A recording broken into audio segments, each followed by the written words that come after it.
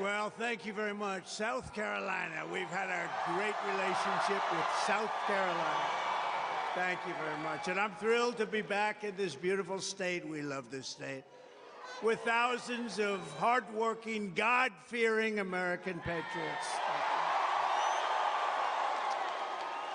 And thanks to proud citizens like you last month, we won Iowa by the largest margin in GOP history. We then went to a beautiful place, New Hampshire, with more votes. We won it with more votes than any candidate has ever gotten in the history of the New Hampshire primary. That's good. As you probably heard 2 days ago, we won everything in the Virgin Islands, a nice place, beautiful place. Would you like to go sometime? We'll all go together.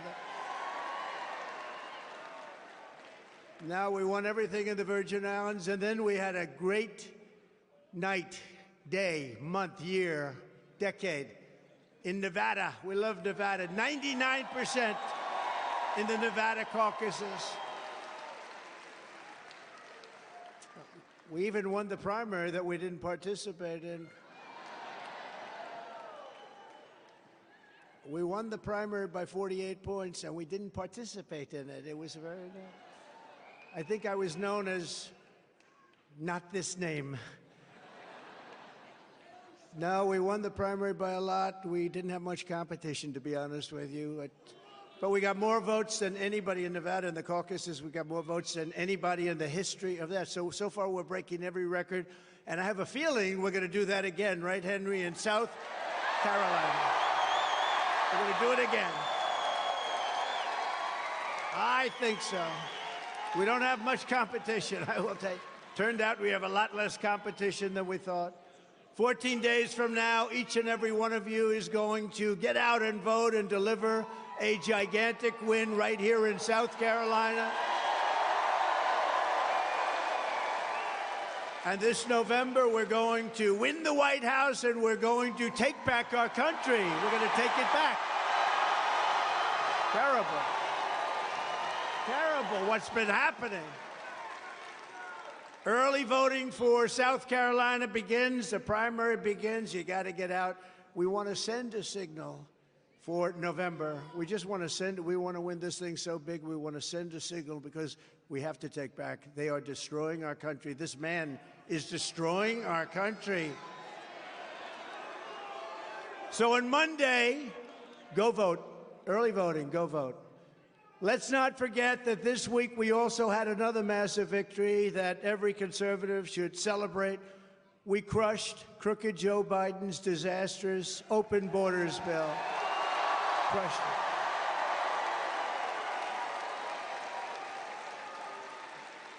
Mike Johnson did a very good job, and the whole group did a great job in Congress. We crushed it. We saved America from yet another horrific Biden betrayal, disaster. I don't think he knows what the hell he's doing anyway, so. I always say, by the people that surround him, or by, sometimes I'll interchange, I'll say, by Barack Hussein Obama. Barack Hussein. But every time I say that, the fake news, oh, that's a lot of fake news back there. The fake news.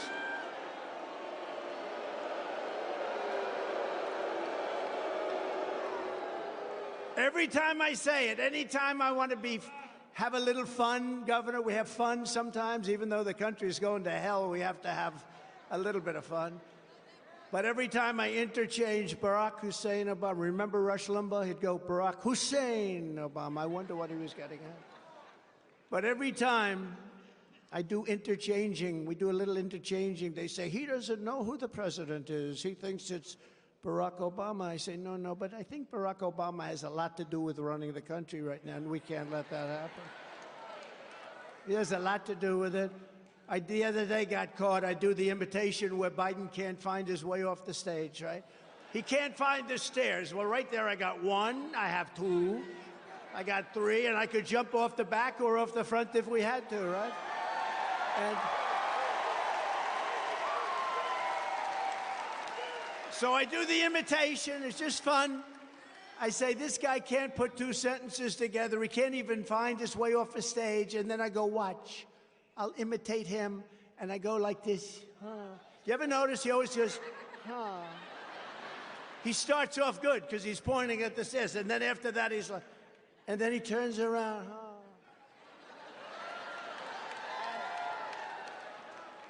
And in Nevada, where we did so well, we had a wall in the back. We don't have a wall. Here we have great people. As opposed to a wall.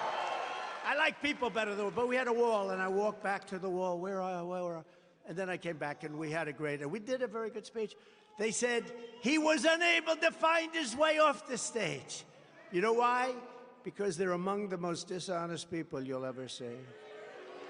So what I do, you have to be very careful with sarcasm and having a lot of fun, because they don't like fun. They use it to your disadvantage.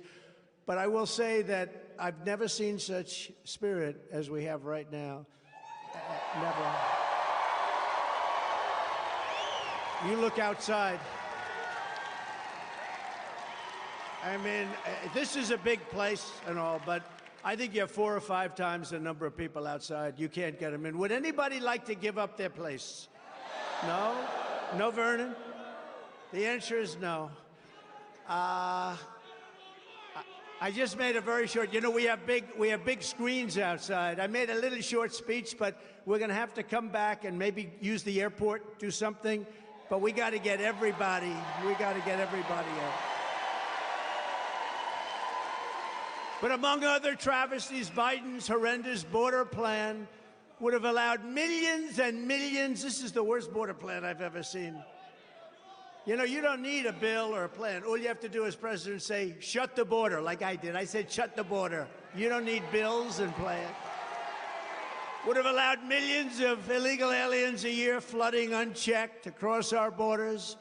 Virtually unlimited number of illegals from countries such as Somalia, the Congo, Libya, Yemen, and Iran. A lot of people coming in from Iran, a lot of people coming from China, a lot of people coming from Russia. You know, it's interesting. They're coming from these places. Sadly, I don't want to say this to the women. I don't want to insult the women, but there are very few women coming in. They're almost all men, 18 to 25. That means fighting age. That's fighting age.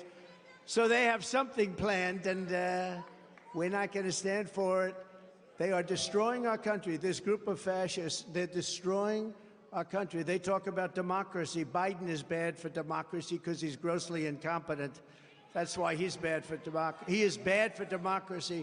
Plus, he uses DOJ and FBI and everything he can to go after an opponent, and nothing has ever happened like that in this country.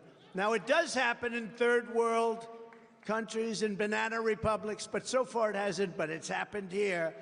And I think it's reverberating against him. I looked at the polls. I think it's actually been very, it's hard to say it's good to be indicted, but it sure as hell has helped the polls, hasn't it? Because I've never had polls like that. No, he's bad for democracy, and it would have given him new authority, the bill would have given him new authority to grant mass asylum, which, by the way, Bird Brain loves mass asylum.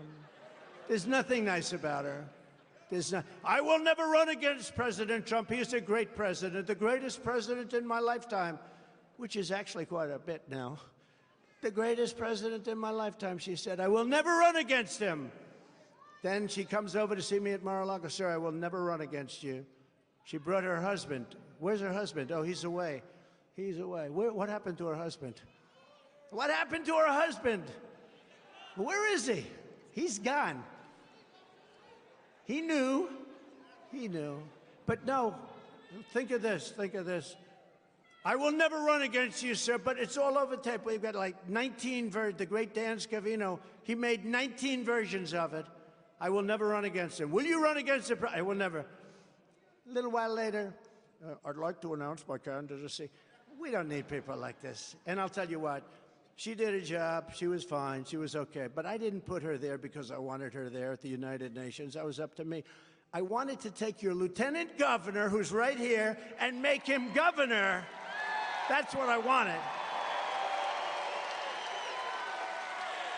And I wanted you to have Peggy as a first lady. Got the best first lady. So that's a lot of truth to that, too. Because this man, when I was campaigning, for a long time, I got along with her, made contributions to the governor. She'd always called contributions for years. And then I decided to run, and I said, one person I know I have is Nikki. I have Nikki Haley. Tricky Nikki. I have Haley. And so now I announce, and I call various people for endorsements. I don't think they mean much unless it's my endorsement, right, Henry? It doesn't mean much. And she didn't return my call. This years ago. Then I called her again. Finally, she returns, no, I'm sorry, I'm with somebody else. I won't tell you who because it happens to be now a friend of mine. We've all unified and friends. But you know what? It's not China, no. No, it's not China. But I had a man who, at the time, I didn't know, the lieutenant governor believed in Donald Trump. He believed in me. And I had the lieutenant governor, and the governor had some other candidate. And Henry, we blew that field away like nothing, right? And he and Peggy, at 6 in the morning, I said, who the hell is the guy? I said, that guy is campaigning like hell, your lieutenant governor. And I wanted him because I felt he deserved it. We won. And I'll never forget my speech. I said, I would much rather have the lieutenant governor than the governor. This is after we won. And everyone understood exactly what I meant. But he became the governor, and you're one of the most popular governors and maybe the best governor in the whole country.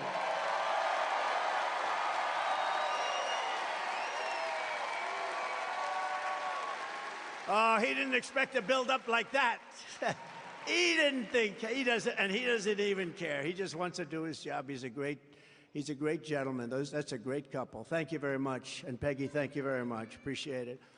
What Crooked Joe is doing to our border is a crime against this nation, but he will not get away with it. We're not going to allow these horrible offenses to take place.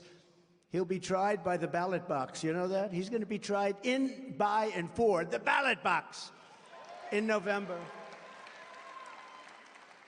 I have to say that, otherwise the fake news would say, oh, he was very threatening. Remember when Biden used to say, well, I'd like to take him behind the barn and punch him.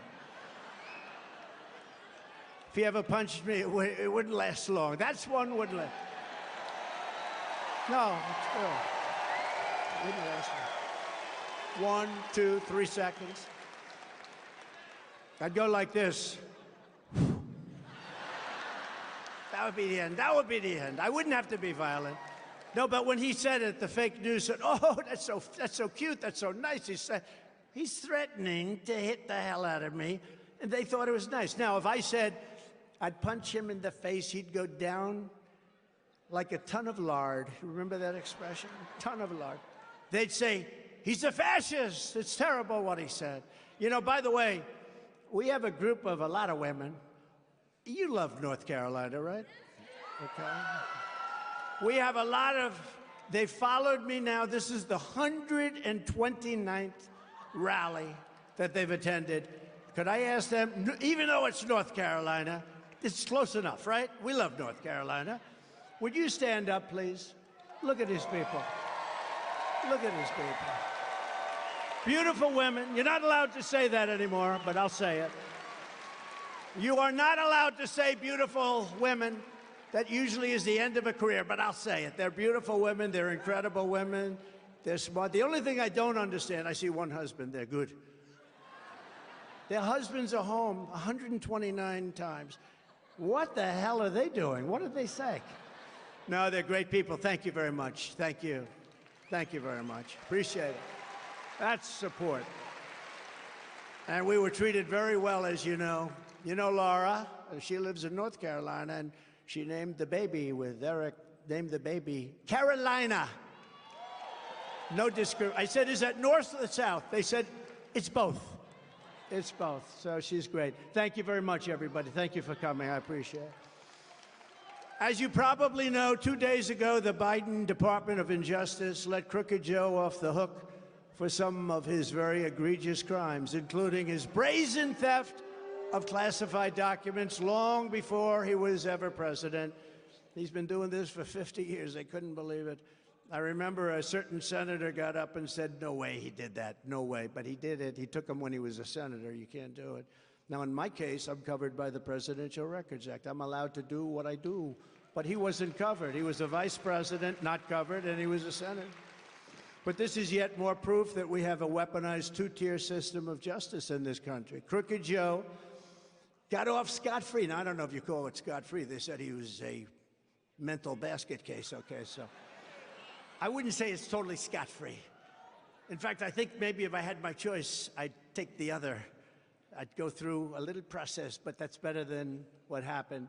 But they said he was a disaster mentally, and he willfully stole gigantic numbers of classified documents, willful.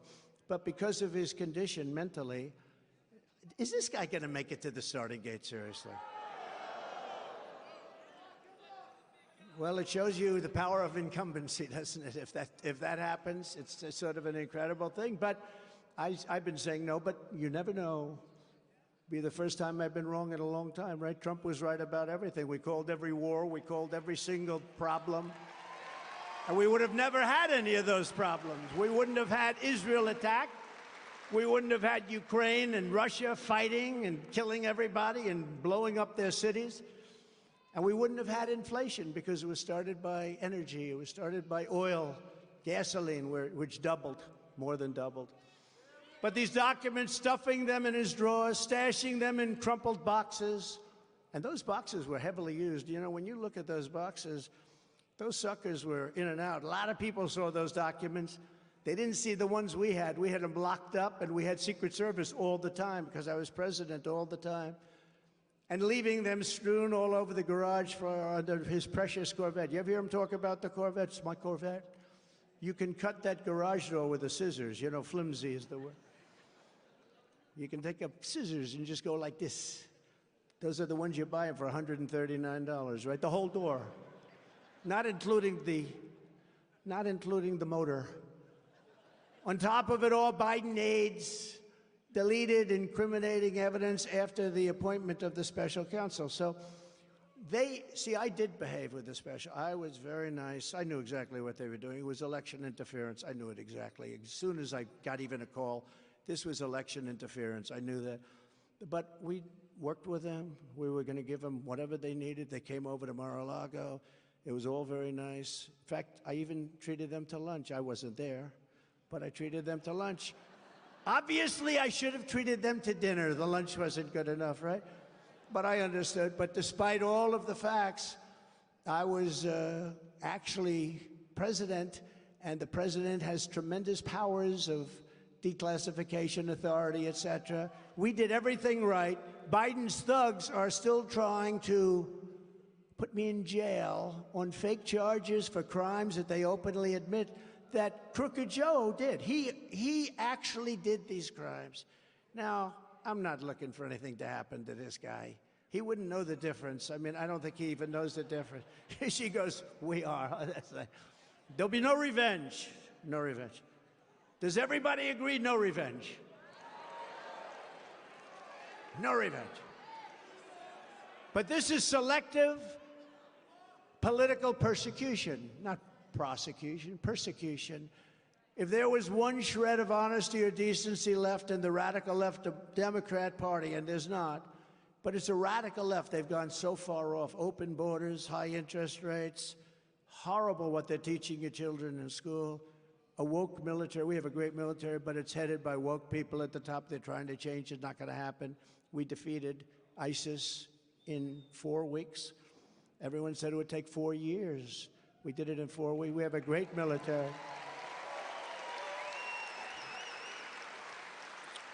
But the Biden DOJ, the entire phony boxes hoax against your favorite president and me would be immediately dropped. Everybody says it. We had 3 or 4 legal scholars today say, well, that's the end of that case against Trump, because you can't have one guy get out and then another guy who did nothing wrong, nothing wrong. He did tremendous wrong, and I'm not even asking, because if you look back, all presidents have taken a lot of stuff.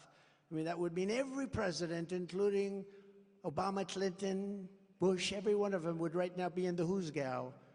That wouldn't look too good in history, would it? But we did everything right. He did everything wrong. And what they should do is that case should be dropped immediately by deranged Jack Smith. Did you ever hear of deranged Jack Smith? He's a prosecutor. He's prosecuted a lot of people, and he loses in the end because he goes too far. He's one of those guys. He goes so crazy. He goes so, that's why we call him deranged. When I return to the White House, I will have no higher priority than cleaning up this rot and this corruption and restoring fair, equal, and impartial justice under the constitutional rule of law.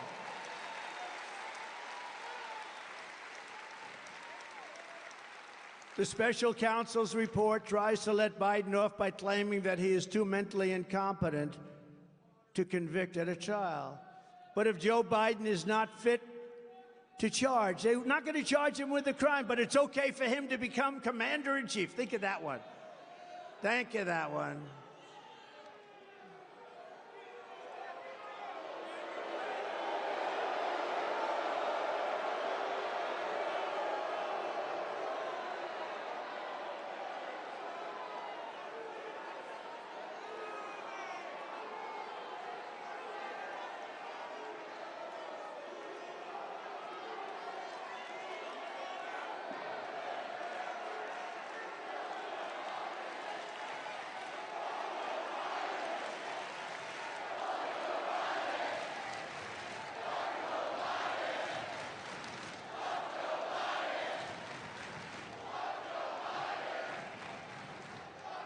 All right, thank you very much. Just a little interlude.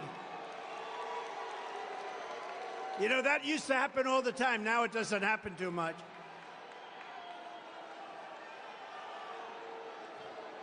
You know, I used to say to people, you go get them, you go get them. And then I got sued, so I said, what the hell? So now I say, please treat them kindly. This way I don't get sued. Please treat them kindly. They're lovely people. Go home to mom.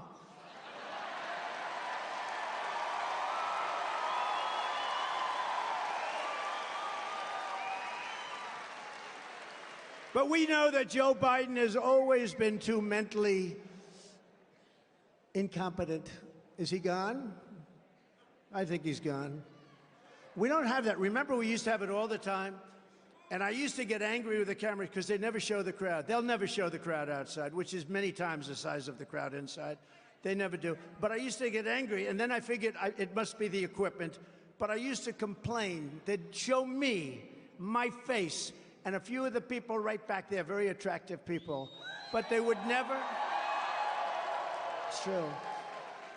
But they would never show the crowd, and I'd complain, I'd call them up, I'd call Fox, would call everybody, would say, why aren't you showing the crowd? Because it's so impressive. And then I realized it's very expensive equipment, it's probably new, steel cable, steel bars, so you can't turn. And then we had a couple of incidents like that, and that equipment was able to turn like a pretzel. It was like over, around, down, under. They'd get chin shots. They got over-the-head shots.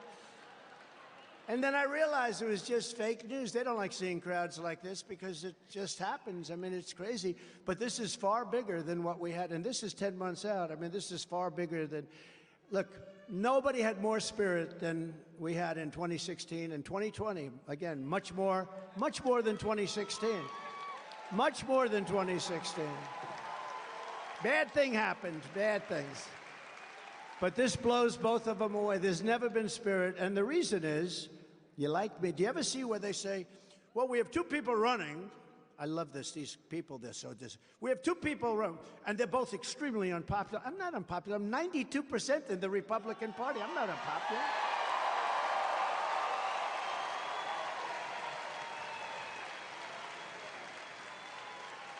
I mean, brain dead, she's got, you know what she's got? Like 12%. She's got 12%. There was a poll came out today, 87 to like 9, and they're 3% undecided. 3%. No, we gotta win this thing. We have to win it big. We have to win not against her. That's irrelevant. We have to win it. We have to set, that's why you have to vote. We have to set a signal out to the whole world that come November, it's going to be different. And the reason we have the spirit is because we see how bad they are. If you like me, I love you, I love you, I mean, we've never lost here. We've never lost here. We won our primaries. We won our general election. We don't lose in South Carolina. But you know, I'll tell you, we have to send out the signal that we're not playing games. In November, we're going to win. We're going to take it all back. And this is sending out the signal, just like in Iowa, just like in New Hampshire, just like the Virgin Islands. You know, they said, oh, she worked hard on the Virgin Islands. You know what she got? Nothing. The real problem facing our country is not Joe Biden's decline. The real problem is that Joe Biden is causing America's decline. He's causing it. Who the hell would allow people to pour into our country? Who would allow this to happen? We built 561 miles of wall. We were ready to put up another 200, way over what I projected and said. We were going to put up another 200. Everything was done. It was all made. Fantastic people. Tom Homan, you know Tom Homan, the great Tom Homan? I think he's here someplace. Brandon Judd from Border Patrol. The people from ICE are represented. ICE, how about ICE? They walk into a pack of the toughest gangs. They just walk in. You don't see anything happening except fists are flying. And then 2 minutes later, you see them walk out carrying real thugs, dangerous people, people that kill young girls walking to school. They knife them. They use a knife, not a gun, because it's more painful. These are real bad people. And the job that ICE does, we took out thousands and thousands of MS-13, the toughest gang, right, Lieutenant Governor? The toughest gang in the world. We took out thousands of them. And ICE did it. ICE is very incredible, brave patriots, really, and they don't get treated with respect, just like our great police officers. They do not get treated with the kind of respect that they should get. In everything he does, crooked Joe Biden puts illegal aliens first. He puts Ukraine first. He puts China first. Well, he has to put China first. He gets paid off by China. The guy gets millions of dollars. He gets millions of dollars. Why the hell wouldn't he put him first? He's actually afraid because they'll reveal, because they know how much he really got. You know, Congress has done a good job, but it's many times, if they find that, it's a little bit like the border. When they say that so many people were screened, they don't talk about the millions of people that came through. They come through the border, millions of people, and nobody knows what's going on. What's happening there is so bad. But when you look at it, he puts all of these countries first. He puts Hamas first. He puts Hezbollah first. He puts the environmental maniacs first. And I'm all for the environment. Nobody is more for it than me. But they're trying to destroy our country. You know, China is now building a coal plant a week. And we're not building anything. We're not building anything. The windmills aren't working. The most expensive form of energy ever. Germany tried it. They wanted to go for windmills and solar. They would have been out of business in about 3 months. Can't fire up the big factories, can't do it. And you have clean, beautiful natural gas. You have clean coal. You have great things. We have more, by the way, we have more liquid gold under our feet, right? Mr. Congressman, great job you did. Great speech. Great speech, Michael. But they put everyone first except us. He puts America last, and he puts our workers last. He puts our safety last. We don't know. You know, the people coming into our country, many, many terrorists coming in. They just did this chart on one of the fake news stations. I couldn't believe it. This is real news.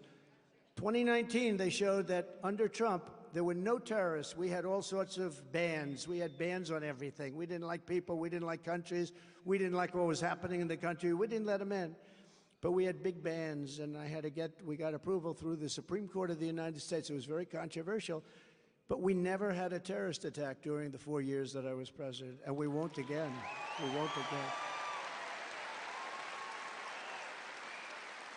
Won't happen.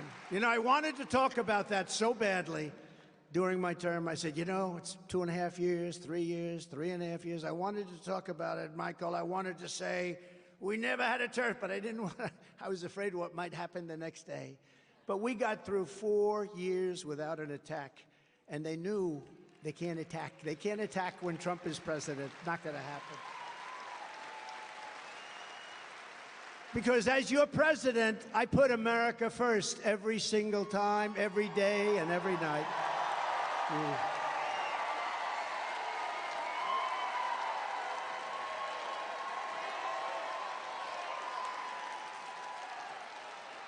But before we can defeat crooked Joe Biden, this November, we first turn, and we have to, the page forever on America Last. He actually says, we've got to stop MAGA. Do you ever see him? Like, how about the scene where he had like the devil's colors behind him, right? And he's up there. Now, fortunately, he was stuttering badly, and he has and this is not from any problem other than the brain's not working too well. We got to put America, make America great again. Oh, is that what it means? Because he doesn't know. If you asked him, what does MAGA stand for, he would not be able to tell you. And I've called for cognitive tests. I actually think anybody running for president should have tests. I think, and I pass them every time. Dr. Ronnie Jackson gave me the first one. Anybody running for president. I don't think Nikki would pass the test, I really don't.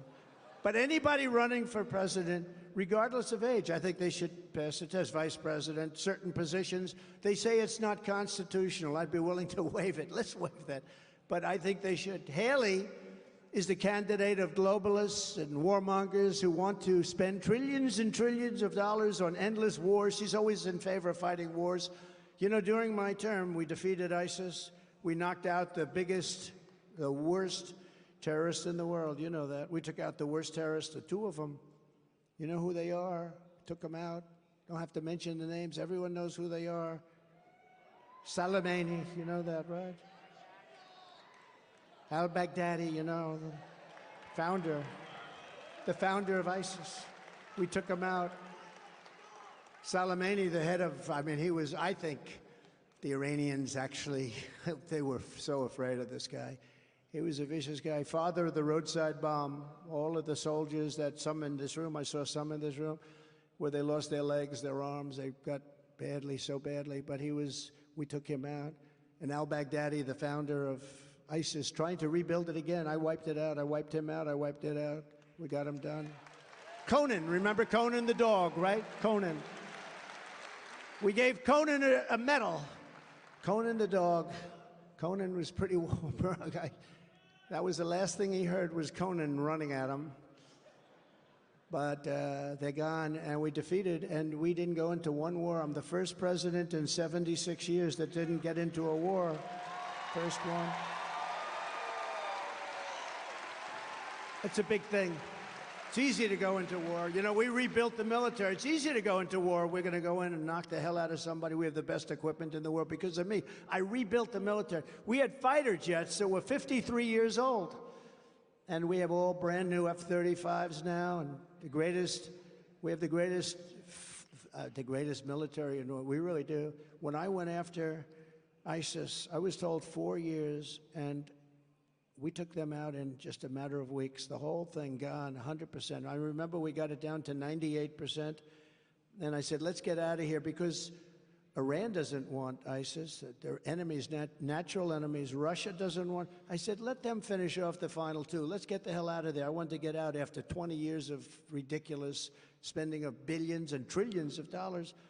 And the fake news said, he didn't finish the job. It's 98%. I figured let them take out the two a little. So you know what I said? All right, fellas, go and knock the hell out of them, and let's get the hell out. We finished 100%. We knocked out ISIS. General Raisin Cain, right? Raisin, do you know who Raisin Cain is?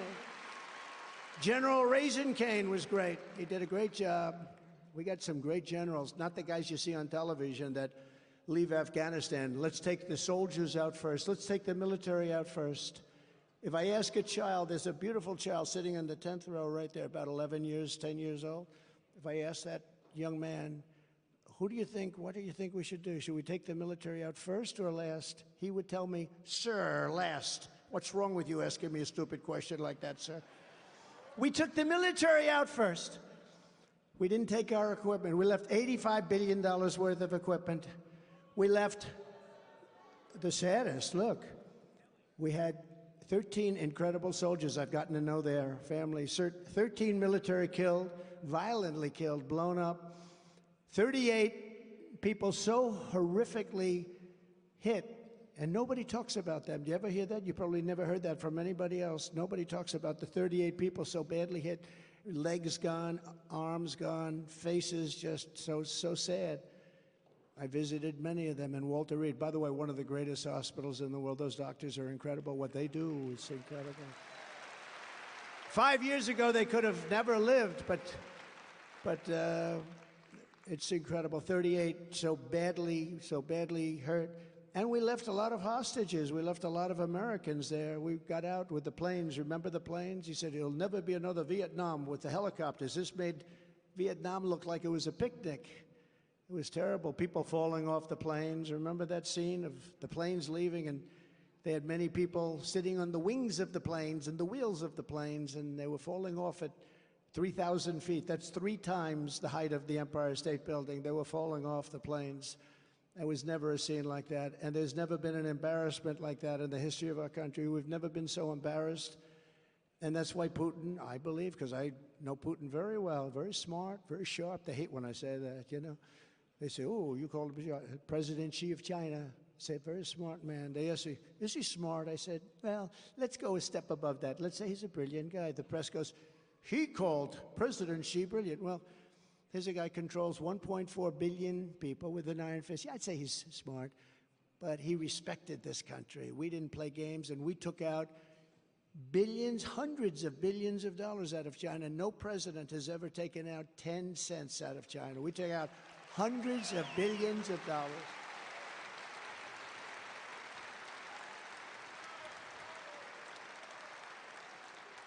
So Nikki may have started her career in South Carolina, but she's now 100% the candidate of Wall Street and the war machine. She wants to go to war with everybody. She wants to kill people. Countries that don't want us there. Countries that don't want us there. We're all over the place. We took a lot of it out. They don't want us there. It costs us billions and billions and trillions of dollars.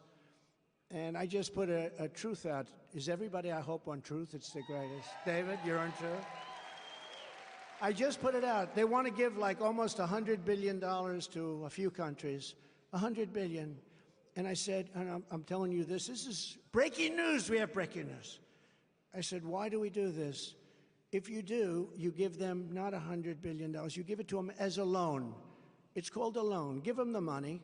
And if they can pay it back, they pay it back. If they can't pay it back, they don't have to pay it back because, you know, they've got some problems. But if they go to another nation, they drop us like a dog, like a female drops a male after a date because he doesn't like her, right? If that happens to our country, then very simply, we call the loan and we say we want our money because we give money and then they go to another side. As an example, let's say we give all this money. We were already into Ukraine for over $200 billion. And they could make a deal with Russia in the next 3 weeks, and all of a sudden they don't want to deal with us anymore. We've given hundreds of billions of dollars. And why are we at over $200 billion?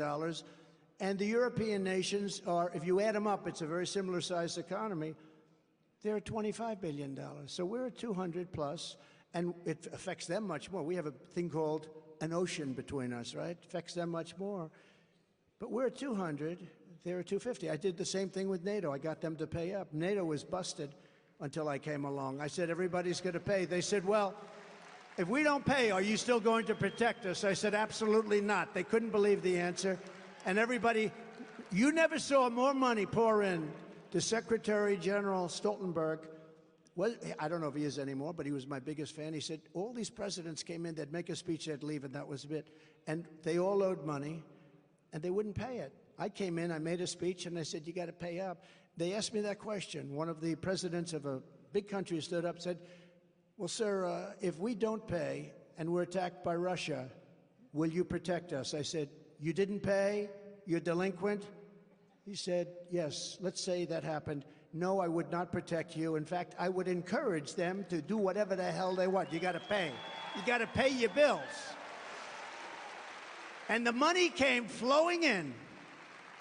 And Henry would know this. If I said, yes, I will, you don't have to pay. Yes, I will. Most politicians have said to that, yes, we will protect you under any circumstance. Well, then they're never paying up. I said, no, you have to understand, you don't pay your bills, you get no protection. It's very simple. Hundreds of billions of dollars came into NATO, and that's why they have money today, because of what I did. And then I hear that they like Obama better. They should like Obama better. You know why? Because he didn't ask for anything. We were like the stupid country of the world, and we're not going to be the stupid country of the world any longer. We're not going to be. Got bad under this guy. So he now wants to send them $50, $60 billion. I have to say one thing. I think the greatest salesman ever in history is Zelensky.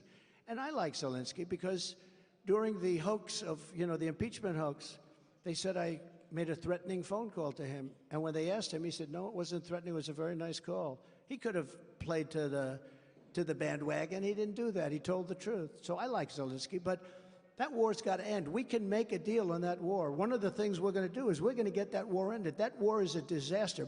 Thousands, hundreds of thousands of people are being killed, far more than you're reading about. And you notice you don't hear about that war anymore. You know why? Because they're not doing well, that's why. Because the fake news is totally bought in, and now they're saying this is not working out. No, we got to get that war settled, and I'll get it settled. It would have never happened with Putin. It would have never happened. And by the way, it didn't happen for 4 years. It didn't happen. We'll get it settled.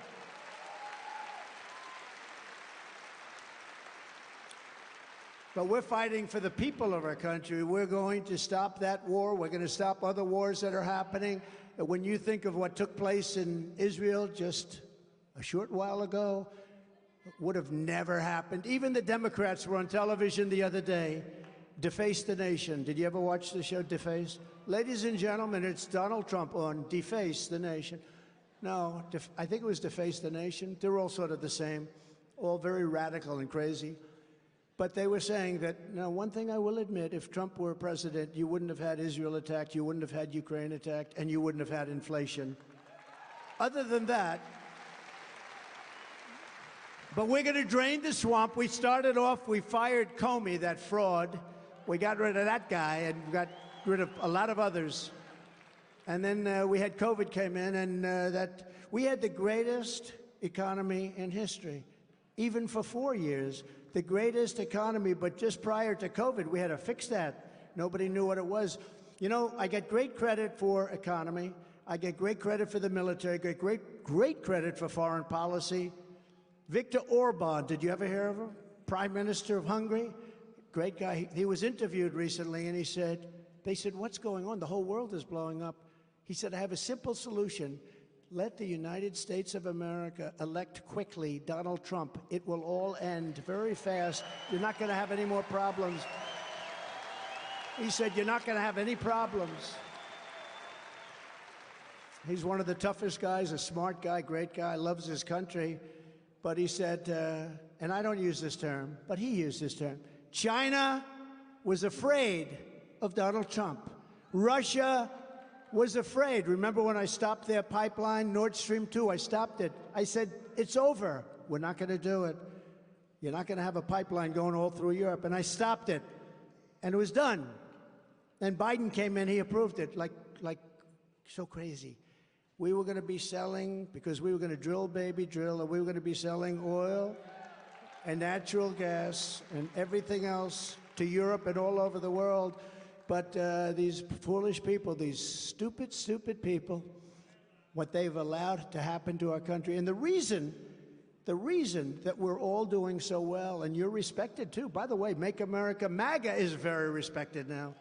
You see Jamie Dimon, the head of one of the great banks, one of the big banks, the other day he was saying, well, no, we have to respect MAGA. We have to respect. You better believe they have to respect MAGA. And MAGA, I think, is 90% of the Republican. They like to say, well, Trump has a solid 35% of... No. It's not 35. We have 90, 95. He's lifting off. That's a front row Joe. Stand up, Joe. Front row Joes. Look at these people. Whoa. Whoa.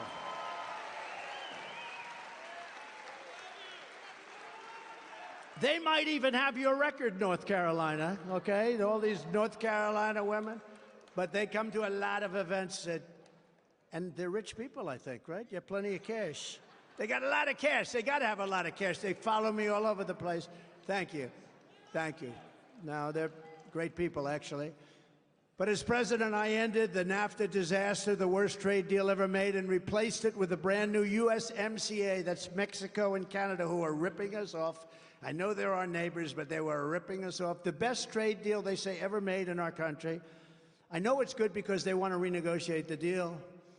And for years, we suffered with NAFTA. And everyone said, you'll never be able, you know how to get it knocked out in Congress, that one. That couldn't be executive order. And amazing, but it was a giant win for South Carolina and farmers, manufacturers. It was a tremendous win for Iowa. It was a tremendous win for Wisconsin, but it was a great win for you. I took on communist China like no administration in history, bringing in hundreds and hundreds of billions of dollars, hundreds of billions, and I would say my relationship got to be a little bit sour. There are a lot of people think that COVID came because of that. They said, how do we get this guy out? Now what they're trying to do is use the Justice Department, the local DAs, and the Attorney Generals. But nothing's going to work. Look, we're doing a great job. We're doing a great job. If we do a great job and we have the people on our side, nothing they can do can hurt us. We're doing something that's never been done before. We're straightening out a mess.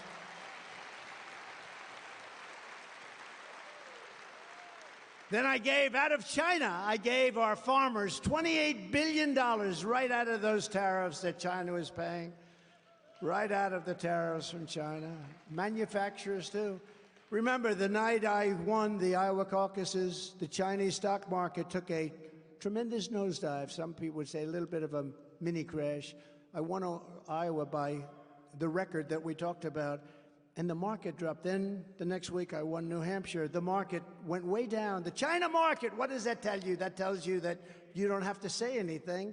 And I'm not looking to hurt them, but they have to treat us fairly. We're not looking to hurt China. We'll have a good relationship with China, I hope. But they respected us. They didn't want those tariffs. You know, for the first year, they pretended like the tariffs didn't bother them. I made it 25%, then I made it 35%. And they kept saying, it doesn't matter. It doesn't matter. We don't care about the tariffs. We're China. I said, I can't believe it. They don't care. It's a lot of money, but that's okay. Then I made it 45. Then I got a call from the top man, President Xi, who you have to respect, for strong. Can you imagine him dealing with Biden? Biden walks in, he falls asleep. They said, get this guy out of here. He won't know. He won't know where he was. But I got a call from the top guy. He said, please stop the tariffs. You're killing us. I said, okay. But they're great negotiators. I mean, they are great much better than the people we have negotiating. We have these guys go over there begging. They're like beggars. But they knew that Crooked Joe and Nikki Haley are very good for China. They're China people. They're into China. Donald J. Trump is good for the United States of America. That's what I'm good for.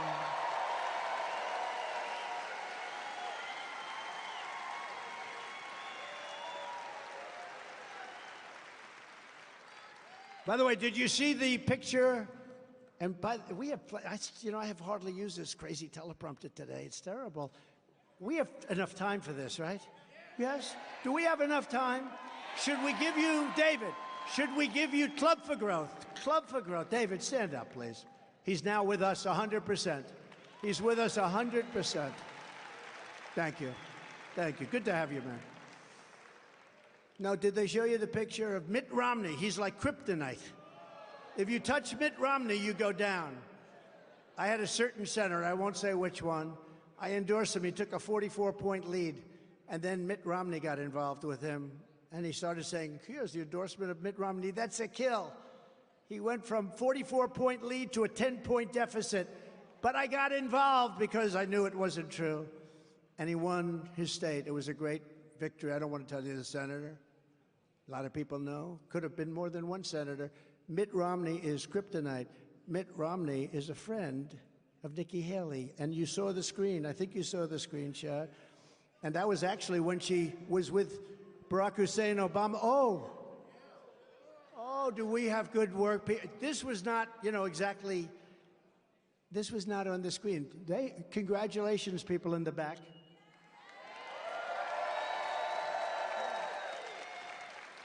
And Obama also.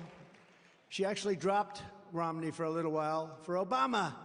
But this is where, one thing with a politician, Henry knows this better than anybody, when they come out with an idea, They changed for elections. A certain person was running, and he was totally against a certain agricultural product. All of a sudden, just before the election, he came out and he said, I love it, I love it, I love it. But you know that they're going back to where they came from, right, Henry? They always come back where they came from. Her policies are horrible. Her policies on Social Security, she wants to raise the age by 10 years, okay? No, now she'll deny it, but if she ever got it, she'll never get it. She's got like zero chance. Zero chance. But you know what? If she ever did, she would go back, because they always go back to what they originally thought. But it's no wonder Joe Biden and his thugs are so desperate to stop us. They know that we are the only ones who can stop them. We're the only ones. That's why they are weaponizing law enforcement for the high-level purpose of election interference, which is illegal, what they're doing, too, by the way. They love to talk about democracy, but they're the ones who are weaponizing the DOJ, the FBI, our election systems, local DAs. I got DAs. If I fly over a Democrat state, if I fly over what's called the blue state in my plane, I get a subpoena the next day. Please report to a grand jury. Right, Vernon? I get a subpoena. I had more subpoenas than anybody probably in history. I think I had, between Congress and every Democrat DA, I think I had more. I always say, I said, I got indicted more than Alphonse Capone. Do you ever hear of Alphonse? A very nice gentleman, Scarface. Al Capone, the greatest of them all, the greatest mobster of them all. Trump got indicted more. Can you imagine? And it all took place within a matter of minutes. It's election interference, election. I wonder what my great father and mother, they're up in heaven. Believe it or not, my father was a tough guy, but he would make heaven because he had a great heart. And my mother, there's no doubt about it. My father is questionable, but my mother, there's no doubt. But they're both up there, and they're looking up, and they're looking. She's going to say, Mary, our son is indicted more than Al Capone. How the hell did this ever happen? And it all took place within moments. But they're coming after you in many ways. They're coming after you. I'm just, I'm just stopping them. I'm stopping them. I always will. Somebody asked me the other day, a very important, a very, very successful guy asked me, they see what we have to go through with these maniacs. They're lunatics, and they see what I go through. And I say, it doesn't bother me because I have such support. It really doesn't bother me, which probably tells you there's a little bit of a screw loose there, because a lot of people would be not able to function. But it actually it inspires me. They said, if you had it to do again, you had a great life. I had the greatest life. I had the most beautiful places. I had a beautiful life. I did tremendous, had a book. It became the biggest book. Many books, but had a book, one of the biggest books ever. A thing called The Art of the Deal. Had a television show, became the top show, The Apprentice. I didn't know anything about television. I didn't know anything about books. One of the greatest real estate developers, what I do best is build. I'm a great developer. That's what I did. I made a lot of money with it. You see that you look at my statements, which are now public for everybody to see. I did great. But they say to me, you had a great life, have great homes, Mar-a-Lago, and many others like it. Then they say, if you had it to do again, would you do it? I never hesitate. I said, absolutely, I'd do it. I would have none of this happening, because what I'm doing is necessary. And if I didn't do it, our country is gone. I believe our country would be gone. I really do.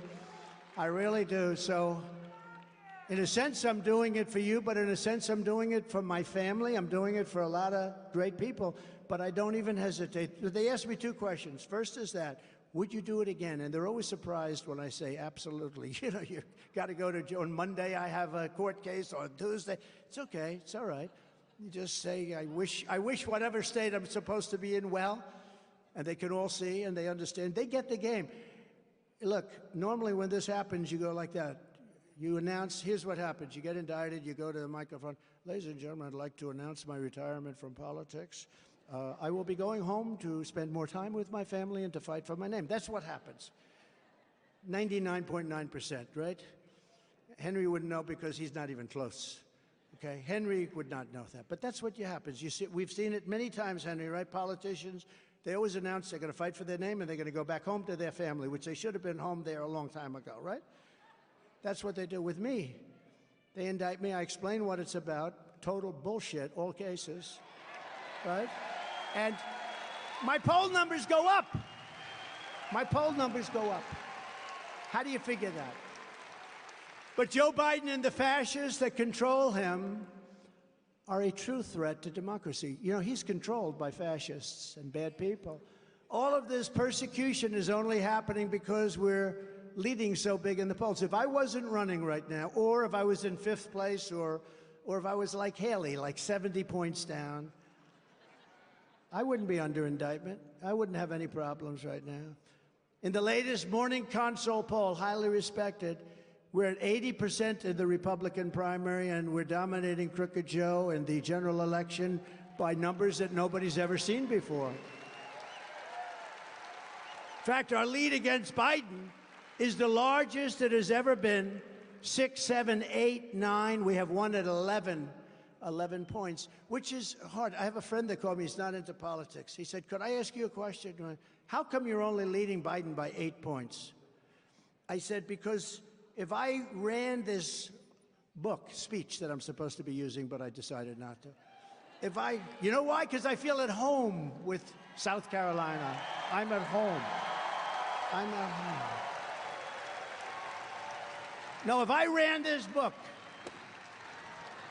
if I ran that book, you start off with 39 points if you're a Democrat. I actually told my children, they're great. I have great children, smart children. They worked hard, very hard. I said, I don't want to get in your way, but it's a lot easier and a lot safer to be a Democrat. It's true. If I ran that book, nothing else, just the book, has no life, no nothing, you get 39 points. That's why it amazes me. In other words, a Democrat, between the unions, the civil service, and a few other groups, I won't mention them, but you get 39 points, right? So no matter who you are, this microphone would get 39 points. We start off with nothing. We start off with nothing. We don't have that. We have to run the whole East Coast like I did twice. I did better the second time. But we have to run the East Coast. Then we have to take the Midwest. Then we have to do all sorts of things. I'll never forget that incredible 2016, though, when everyone said, well, he has no chance. Remember, they gave me a 2% chance, right? Remember the poll, the number? Some genius sold his whole company to the New York Times. They paid him millions of dollars because he gave me a 2% chance. And then as you win states, you go from 2% to 4% to 10% to 14%. So I started off at 2% the evening of the fatal evening, that fatal for the enemy, totally fatal for the enemy. So I started off at 2%, and then it comes out, Donald Trump has won the state of Florida. Oh, that's nice. So now I go from 2% chance to an 8% chance. Then we win Georgia, we win North Carolina, we win South Carolina. We win, ultimately, Pennsylvania. We ran the whole East Coast. And you remember that lunatic with the glasses? She had a lot of hair, the glasses, and she was screaming. She's become a famous woman. So we go from 2% to 6% to 12% to 14%. Now they're starting to get a little bit nervous. And then they said, well, North Carolina is a firewall. Donald Trump has won the state of North Carolina. They said that, and we won North Carolina. Don't worry, South Carolina, we won that one easy. But they had North Carolina, your neighbor. North Carolina is a firewall. He won't be able to get through North Carolina. We won that one. And now they're starting to get worried. So now we're at a 30% chance. Then we won a couple of others. Then we won Wisconsin. That was a big one. And now we're at 40% chance. So we went from 2 to 40. And these people are going crazy. It was one of the most incredible evenings in history. They wouldn't call Pennsylvania, even though I was leading by so much with so many votes in that if I would have gotten no more votes, I would have won. I said, why aren't they calling it? They were probably trying to build up the ballot count because they thought, but ultimately it wasn't necessary. But then ultimately, late at night, I won the great state, look, Pennsylvania was a very special place. The Commonwealth of Pennsylvania. Never call it a state. I'm glad I corrected myself. You know, if you don't correct these people, they have a field day. Even when you do correct, they'll put it in, oh, did he say state? They don't have the correction. I never correct because I hate to admit I'm wrong. It's the Commonwealth of Pennsylvania, David. So we win the Commonwealth of Pennsylvania, great Commonwealth, where I went to school, and a lot of things happened, and that was one of the most exciting evenings anyone's ever had. We had a great time. The radical left Democrats want Nikki Haley because they know that she's easy to beat. She's very easy to beat. Haley supports a 23% national sales tax, and she wants to gut Medicare and Social Security and raise the retirement age of Social Security by 10 years. Anybody getting ready for the Social Security? Would you mind? So you're ready for next year. In 6 months, darling, in 6 months, I'm getting my Social Security. I've waited for years for this. Oh, Nikki Haley just added 10 more years. That's not going to have much of an impact, right? She just added 10 years. But she gave land away in your state. She gave land away, as you know, to China. But most importantly, I'm beating Biden in almost every poll, and she's not beating Biden. She's misrepresenting a lot of things. And on the amnesty bill, she sided with crooked Joe Biden, and I sided with the people of the United States of America. A little different. The radical left Democrats rigged the presidential election of 2020, and we're not going to allow them to rig the presidential election of 2024. We're not going to allow it. Not going to allow it. And every time the radical left Democrats, Marxists, communists, and fascists indict me, I consider it a great badge of honor. I consider it a great badge. These are very bad people. These are very crooked people, because I'm being indicted for you. Thank you very much. I appreciate it. Never forget, our enemies want to take away my freedom, because I will never let them take away your freedom. They want to silence me, because I will never let them silence you. I never will let that happen. And in the end, they're not after me, they're after you. I just happen to be standing in the way, and I always will. So we're delighted to be joined today by a gentleman. I'd give him big play, so I don't have to do too much, but we're really happy to have so many incredible political people that love your state and love our country. Governor Henry McMaster is here. Henry, thank you, and our First Lady, Peggy. Thank you, Peggy. Lieutenant Governor Pamela Evett is here. Thank you, Pamela. Great job. Great job. We have many members of Congress: Russell Fry, Nancy Mace, William Timmons, Joe Wilson, Mike Waltz, who you heard before, Horry County GOP Chairman Reese Boyd, done a great job. Thank you, Reese. And our 2020 Horry County Captain, Jerry McDaniel. I see Jerry back there someplace. Hi, Jerry. A man who did a fantastic job as ambassador. He really, one of the best. He really brought a lot of people together. Ambassador Ed McMullen. Thank you. A very good person, Pastor Mark Burns. Mark, stand up. Thanks. Wherever you may be. A fantastic woman, a true patriot, Laura Loomer. Laura, thank you. Thank you. Thank you, Laura. A man who's on our side. He's committed to us, and he really does get it, and politically he's as savvy as anybody there is, David McIntosh. David, thank you very much. And the next congressman from North Carolina's 6th District. I have to go to this one because he's a friend of my son, Don. And my son says he's such an incredible guy. He suffered a terrible tragedy. His brother very recently died from an overdose of fentanyl. Unknowing, and it's been devastating to him. But the 6th District, North Carolina, Addison McDowell. He's here someplace. Addison, thank you. Thank you. We're with you. He has my complete and total endorsement, okay? So go get him. Go get him. And your brother's looking down, and he's very proud of you right now. So thank you very much. From the very first day that we take back the White House from crooked Joe Biden, I believe, and I believe this strongly, we're going to have the 4 greatest years in the history of our country, and frankly, we have to. We have to. We have no choice because we're so far behind.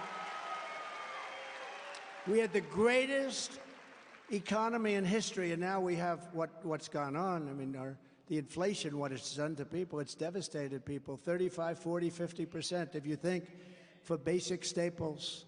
We appointed over 300 federal judges and 3 great Supreme Court justices. That was a big thing. We fully rebuilt the United States military and created Space Force, the first time since Air Force 78 years ago, right, Mr. Congressman? And you helped us, Mike. You helped us, Mike. That was a good speech you made, Mike. I was very proud of you. I didn't know his wife had more time than you, though, and that's pretty impressive. Stand up, please. She had more time. She's great. That's very good. We passed a thing called right to try. You know what that is? That was a big deal. They've been trying to do it for 70 years. It's not as easy as it sounds, but this is where we have the greatest doctors and lab technicians and labs in the world for medical purposes and for other purposes, too. And we have drugs and space-age things and bio that nobody in the world has. But we're not allowed to use them because the FDA said they may be dangerous. I said, wait a minute, may be dangerous. People are terminally ill. They're not going to be dangerous. These people have to take them. And I was able to work a deal and get it passed. Oh, are you? Oh, thank you. Wow. That's good. We've saved thousands of lives. Thank you very much. You're okay now. Wow. And I never met that woman in my life. I know what happens. They'll say, she was a shill. They put her in. That's great. That's great. Many, many people, thousands and thousands of people have been saved. And we gave them the right to try. We gave them the right. They were going to Asia. They were going to Europe. They were going all over the world. And if they had no money, they were just going home and dying. Most of them had no money. They go home and die. But we gave them a license. And it was very tough because the doctors didn't want it, because they didn't want it on the records. The drug companies hated the idea because they didn't want to take somebody that was very severely ill, terminally ill, and if the drug doesn't work, they're going to have to report it. So we made the insurance companies hated it, and the country hated it because the country ends up being sued all the time. So they have to sign what's called a release. And we released the country from liability. They released the drug companies from liability. And the drug companies didn't have to report when somebody is that ill. They had a separate list. And this was such a success, right to try. And thousands of people are living now who would be dead. And some are living without a problem, where they're literally healthy people. They don't even have to go back. I'm so proud of you. That's so great. Wow, that's really nice. Thank you very much. That is so nice that you do that. Thank you very much. And for our great veterans, we passed VA accountability and VA choice. Now, accountability is we fired 9,000 people from the Veterans Administration, the hospitals. They were sadists. They were thieves. They would beat up our soldiers when our soldiers weren't in prime time. They couldn't have done it in prime time. They would have gotten their ass kicked. But they did. They were sadists. They were actually, who would think this? And you couldn't, because of civil service laws, you couldn't do anything about it. They would steal. In Arizona, we had somebody stole $400,000 and they couldn't fire the person. They caught them stealing $400,000 and you couldn't fire them because of the laws. Well, we got accountability done. And we got something that was even better, VA choice. We had choice. If you couldn't see your doctor within 24 hours, you go to a private doctor outside, we pay the bill. We saved thousands of lives, thousands and thousands of lives. And we had the most, thank you. That was so great. You know, it's interesting, when I did that, I came up with that idea at a meeting. I had a meeting with a lot of generals, and they were saying how bad it was in the Veterans Administration because people would have to wait 3, 4, 5 months to see a doctor. You're pointing, right? 3, 4, 5 months. Sometimes they'd never get to see a doctor. And I said, I have an idea. If you don't see a doctor within the first few days, you go out and you get a private doctor. I thought I was so brilliant. I said, this is a great idea. They've had that idea for 50 years. They couldn't get it passed, right, Mike? They couldn't get it passed. But we got it passed with the help of those people right there and plenty of others. Russell helped in a little bit later stage. Russell is so great. But we got it passed, and now they are seeing the doctor if they don't have, and sometimes, you know, the doctors are great, but they're just loaded. And what happens is we send those people out, we pay that, we have deals worked out with many doctors all over, and they come back, and we're saving thousands of lives by doing that. I mean, some people go in, they're not very sick, and after waiting for 4 or 5 months without seeing a doctor, they become terminally ill for something that could have been done with a simple procedure, even a simple pill. They become terminally ill waiting. That's happened many, many times, thousands of times. And I'm very proud of Right to Try, because everyone said you couldn't get it approved. It would almost be impossible. I had to go through Congress, so we appreciate the congressman, and David, your help too. We appreciate the people in the room. A lot of these people worked very hard on that one, especially. And we had the most secure border in the history of our country. 3 years ago, we had the most secure border in the history of our country. We ended catch and release in our country. We had catch and release, but it was in Mexico. We released them in Mexico. We built tremendous hundreds of miles of the wall. We got Mexico to give us, free of charge, 28,000 soldiers right on our border. And we created the strongest border that we've ever had. We got rid of so many things, and for medical reasons, if you were sick, you couldn't come into our country. You know all about that. We had a lot of things. They've given it all up. Now we have people that are not only, in many cases, from prisons and jails and from mental institutions. We have people pouring into our country that are very ill, and diseases that can be passed on to others. And they're coming in by the thousands and tens of thousands. And if you want, I said to my people, should I do it? And they said, well, you could ask, would you like to hear the snake? Does anybody know? You know the snake, right? Should we do the snake? Does everybody have time? It's not too long. So this is a little takeoff on a very successful song from many, many years ago. And it was redone a little bit to make it more pertinent. But I think it is, because we have people coming into our country who shouldn't be here. We have people coming into our country who are going to cause tremendous problems, 100% certain that there'll be terrorist attacks in the not-too-distant future, 100%. That's a pretty big statement. So we did this, we wrote it, and people really understand it. It's very understandable and beautiful and tragic, both at the same time. On her way to work one morning, down the path along the lake, a tender-hearted woman saw a poor, half-frozen snake. Her pretty-colored skin had been all frosted with the dew. Poor thing, she said, I'll take you in, and I'll take care of you. Take me in, O tender woman, take me in, for heaven's sake. Take me in, O tender woman, cried the vicious snake.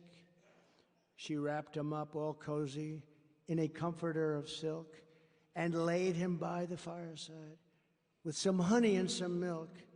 She turned away from him and looked him in the eye.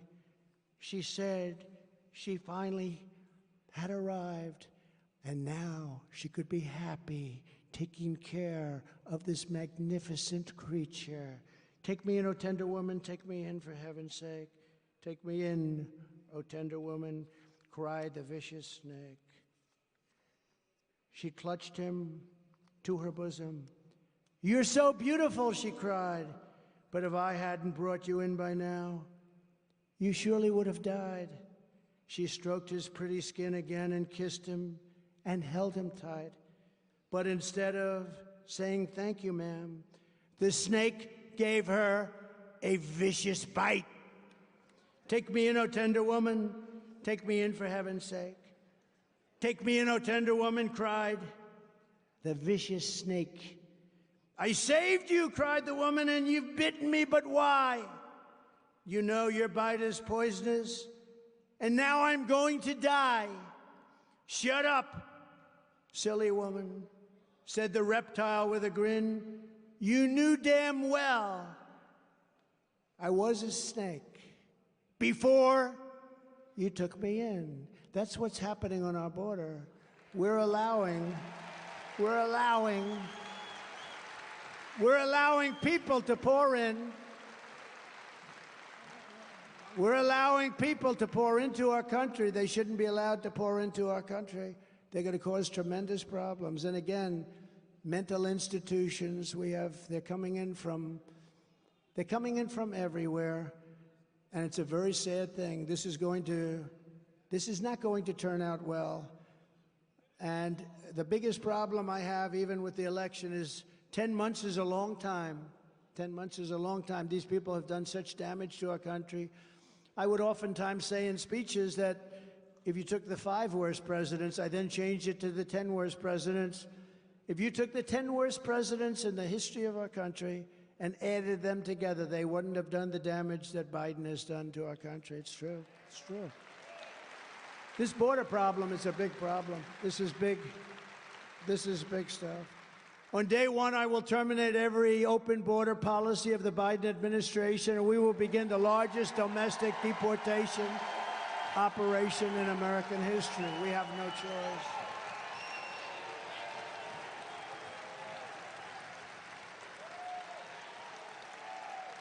We have no choice. We don't want to do that. We have no choice. Dwight Eisenhower, President Eisenhower, was actually a pretty tough guy, tougher than people think. And he did it years ago. We will restore law and order. I will direct a completely overhauled DOJ to investigate every radical, out-of-control prosecutor in America for their illegal, racist, and reverse enforcement of the law. I'm also going to indemnify all police officers and law enforcement officials throughout the United States to protect them from being destroyed by the radical left for taking strong actions on crime. We're going to rebuild our cities into beacons of hope. Our cities are falling apart, run in all cases by Democrats. The crime in our cities, they go in and take away department stores, hundreds of people walking in, thugs, walking out with television sets, walking out with everything. And we're gonna take care of that very quickly. We're gonna take care of it. We're gonna take care of it. We will take over the horribly run capital of our nation in Washington, D.C., and clean up, renovate, and rebuild our capital so that it is no longer a nightmare of murder and crime. People killed. Every week, people are killed walking into what? They come from Nebraska. They come from South Carolina. They come from places all over the country. They go to see our beautiful Washington, D.C., and they end up with a bullet in their head. We're not going to have it. I lost a great gentleman who worked in the administration last week. You probably heard. It was a car hijacking. They didn't just hijack the car. They looked at him and they shot him, and then they took the car. These people are people we're going to deal with very tough. We're going to deal with them very tough. We're not going to be protecting the criminal. We're going to protect the people that the criminals are killing. They're killing people in our country. And we're going to have a capital that you're going to be proud of. And unlike Nikki Haley, I will always defend Medicare and Social Security for our seniors, always, always. On day one, I will sign a new executive order to cut federal funding for any school pushing critical race theory, transgender insanity, and inappropriate racial, sexual, or political content onto the lives of our children. And I will not give one penny to any school that has a vaccine mandate or a mask mandate.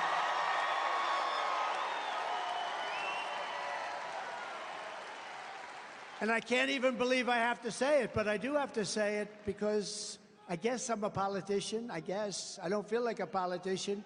I will keep men out of women's sports. 100%.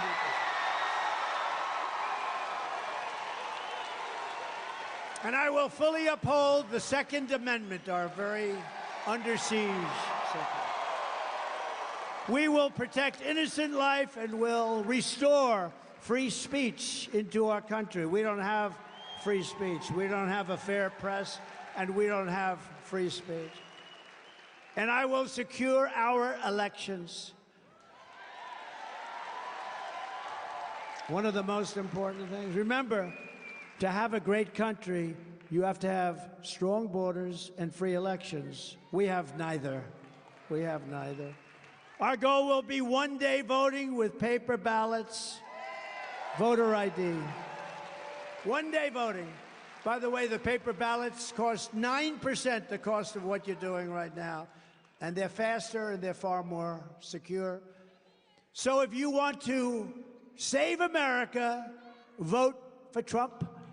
Get out and vote. Vote Republican. The primary is Saturday, February 24th. Early in-person voting begins this Monday and ends on February 22nd. It's closed Sunday. Remember that. The 18th and Monday, the 19th for President's Day. But go out and get a little bit early. Nikki is pushing Democrats to vote. She wants Democrats because she's not getting the Republicans. They don't. And the Democrats aren't going to do that. She did the same thing in New Hampshire. They allowed Democrats to vote in the Republican primary. Do you ever hear that one? Well, hate to say you have a little bit of that too, but not as severe. But she's pressing the Democrats. Details are sc.donaldjtrump.com. So in conclusion, together we are taking on some of the most menacing forces and vicious opponents our people have ever seen. We've never seen anything like what's happening in our country. And the danger from within is far greater, in my opinion, than the danger on the outside of our country. That's danger, but this is serious danger. The fascists, the communists, the serious socialists. We don't even talk about socialism. I mean, remember I said, we will never have a socialist country. I was right. We skipped over socialism. We went right down to communism. It's horrible what's happening. But no matter how hateful and corrupt the communists and criminals we are fighting against may be, you must never forget this nation does not belong to them. This nation belongs to you. This is your home. This is your heritage. And our American liberty is your God-given right. From Columbia to Conway, from Greenville to Garden City, and from Foley Beach to Myrtle Beach, we stand on the shoulders of South Carolina heroes who crossed the oceans, settled the continent, tamed the wilderness, laid down the railroads, raised up those big, beautiful skyscrapers. I did that. Won 2 world wars, defeated fascism and communism, and made America the single greatest nation in the world.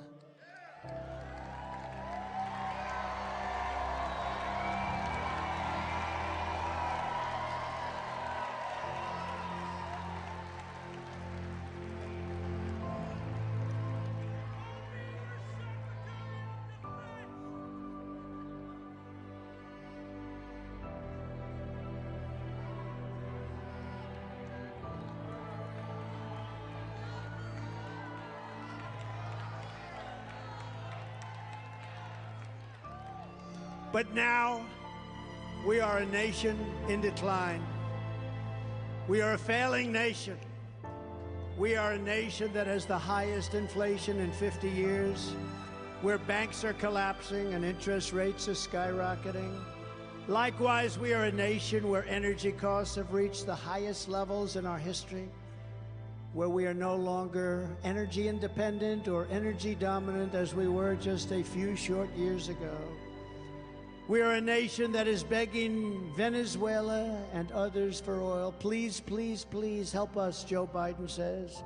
Yet we have more liquid gold under our feet than any other country anywhere in the world. We are a nation that just recently heard that Saudi Arabia and Russia will be reducing their oil production while at the same time substantially increasing the price. And we met that threat by announcing that we will no longer be drilling for oil in large areas of Alaska or elsewhere on our land. We are a nation that is considered by the radical left's Green New Deal. Yet everyone knows that the Green New Deal is fake. It is the Green New Scam. It's the Green New Scam. and it will lead to our destruction. We are a nation whose leaders are demanding all electric cars, despite the fact that they don't go far, they cost too much, and whose batteries are produced in China with materials only available in China, when an unlimited amount of gasoline is available inexpensively in the United States, but not available in China. And now we are a nation that wants to make our revered and very powerful, magnificent army tanks, considered the best in the world, all electric, so that despite the fact that they are also not able to go far, fewer pollutants will be released into the air as we blast our way through enemy territory in an environmentally friendly way. And they also want to make our fighter jets with a green stamp of energy savings, though losing 15% efficiency, but allowing us to keep our enemy's atmosphere clean of emissions as we viciously and unceremoniously attack them at levels they've never seen before. Who are these people that would do this to us? Who are these people who would ruin our country? We are a nation that ended oil exploration and production in the United States of America just as the price of oil reached an all-time high. What other country would do such a foolish and self-destructive thing? We can be energy independent, and we can even be energy dominant. And yes, quickly says that President Trump is saying you will be energy dominant very soon. We are a nation that surrendered in Afghanistan, leaving dead soldiers, American citizens, and $85 billion worth of the finest military equipment anywhere in the world, and also abandoning Bagram, one of the biggest military bases anywhere in the world, and only 1 hour away from where China makes its nuclear weapons. And we are a nation that allowed Russia and Ukraine to fight, killing hundreds of thousands of people, and it will only get worse. It would never have happened with me as your president, and for 4 straight years, it didn't happen. Likewise, the horrifying attack on Israel would never have happened. They wouldn't even have thought of doing such a horrible thing if President Trump was in the Oval Office. Iran was broke under Trump and the Trump administration. They didn't have the money to fund Hamas and Hezbollah and all of the other instruments of terror. They had no money at all. But those sanctions were lifted by the corrupt Biden administration.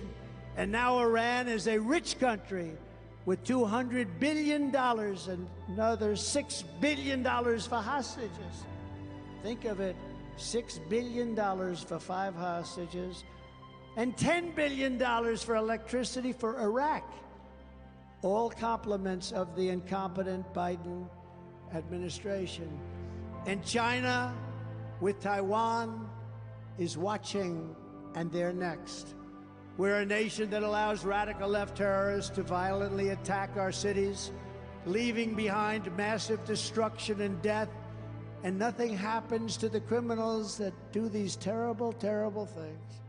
There is no punishment, but when people who love our country protest on January 6th in Washington, D.C., they become hostages for many years, unfairly imprisoned for long periods of time. We're a third world nation that has weaponized its law enforcement against the opposing political party like never before.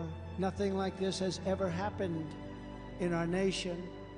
We've got a Federal Bureau of Investigation that won't allow bad election-changing facts to be presented to the public, and which offers $1 million to a writer of fiction about Donald Trump to lie and say it was fact, where Hunter Biden's laptop from hell was Russian disinformation, and the FBI knew it wasn't, but 51 intelligence agents said it was, and the Department of Justice that refuses to investigate egregious acts of voting irregularities and fraud And we have a man who is totally corrupt and the worst president in the history of our country, who is cognitively impaired, in no condition to lead, and is now in charge of dealing with Russia and possible nuclear war, which would be World War III and far more devastating than any of the previous world wars because of the power of weaponry like no one has ever seen before. We're a nation that no longer has a free and fair press. Fake news is all you get, and they are indeed the enemy of the people. They refuse to discuss the Biden crime family, but enjoy covering false indictments of Donald J. Trump, who has done nothing wrong except win an election that they didn't think could be won. We are a nation where free speech is no longer allowed, and where crime is rampant and out of control like never, ever before. We are a nation that is allowing Iran to build a massive nuclear weapon and China to use the trillions and trillions of dollars it has taken from us to build a military to rival our own. And less than 3 years ago, we had Iran, China, Russia, and North Korea in check. They respected us. They were afraid of us. They weren't going to do a thing against us, and everyone knows it. Now Russia and China are holding summits to carve up the world. And perhaps most importantly, we are a nation that is no longer admired, respected, or listened to on the world stage. We are a nation that in many ways has become a joke. We are a nation that is hostile to liberty, freedom, faith, and even God. We are a nation whose economy is collapsing into a cesspool of ruin, whose supply chain is broken, whose stores are not stocked, whose deliveries are not coming, and whose educational system is ranked at the very bottom of every single list. We are a nation that just sold a once great company, United States Steel, to Japan. We are a nation whose stock market's continued success is contingent on MAGA winning the next election. If we don't win the next election, the stock market will crash, just like it did in 1929. We are a nation where large packs of sadistic criminals and thieves are allowed to go openly into stores, beat them, kill their workers, destroy their customers, leave with armloads of goods, but with no retribution whatsoever, where the authority of our great police has been taken, where their families and pensions have been threatened, and their lives would be destroyed for the mere mentions of the words law enforcement. We are a nation where fentanyl and all other forms of illegal drugs are easier to get than groceries to feed our beautiful families. We have become a drug-infested, crime-ridden nation, which is incapable of solving even the simplest of problems. We will institute the powerful death penalty for drug dealers, where each dealer is responsible for the death during their lives of 500 people. Mothers will never again be forced to watch their children overdosing and hopelessly dying in their arms, screaming, "What can I do? What can I do? Save my baby, what can I do?" We are a nation whose once revered airports are dirty. They're a crowded mess. You sit and wait for hours and then are notified that the plane won't leave. They have no idea when they will. Where ticket prices have tripled. They don't have the pilots to fly the planes. They don't have qualified air traffic controllers. And they just don't know what the hell they are doing. We are a nation that screens at citizens viciously at all ports.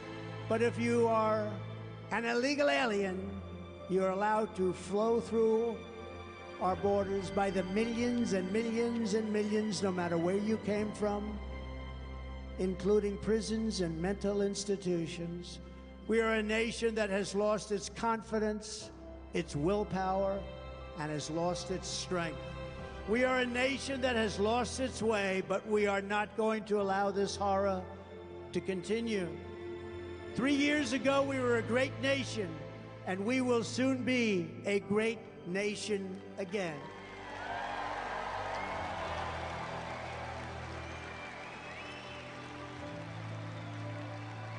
It was hard-working patriots like you who built this country, and it is hard-working patriots like you who are going to save our country. We will fight for America like no one has ever fought before.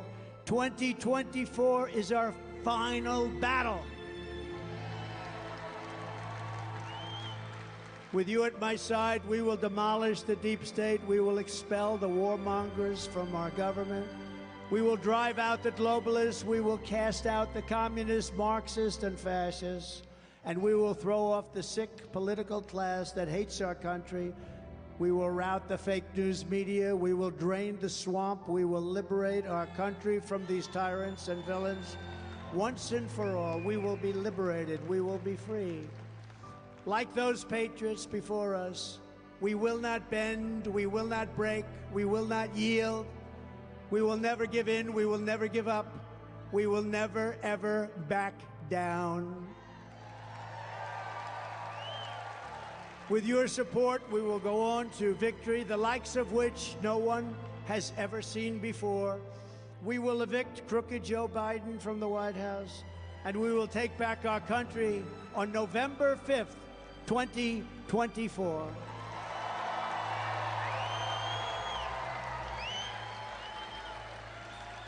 The great silent majority is rising like never before, and under our leadership, the forgotten man and woman will be forgotten no longer. We are one movement, one people, one family, and one glorious nation under God.